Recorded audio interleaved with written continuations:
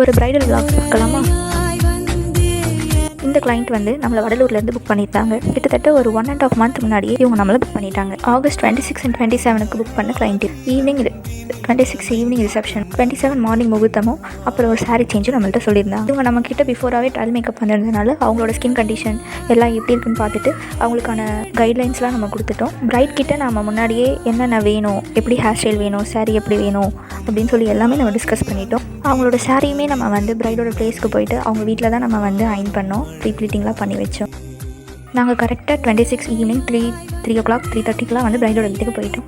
But ஆனால் bright அவங்க நம்மக்கிட்ட வந்து 8 o'clock தான் வந்து மேக்கப்புக்கு கொடுத்தாங்க. 8 மணிக்கு அவங்க உள்ளே வந்ததுலேருந்தே 2 நிமிஷத்துக்கு ஒரு தட்டி மேக்கப் முடிஞ்சிருச்சான்னு கதவை தட்டிக்கிட்டே இருந்தாங்க. அவங்க ஃபேஸில் கன்சீல் பண்ணிட்டு ஃபவுண்டேஷன் போட்டு ஐ மேக்கப் மட்டும்தான் போட்டேன். அதுக்குள்ளே வந்து ஒரு 2 நிமிஷம் ஒரு சின்ன என்கேஜ்மெண்ட் மாதிரி பண்ணிவிட்டு இது வந்து திரும்ப கொடுத்துட்றோம், அதுக்கப்புறம் நீங்கள் மேக்கப் பண்ணுங்கள் அப்படின்னு சொல்லி பிரைடை கூப்பிட்டு போனாங்க.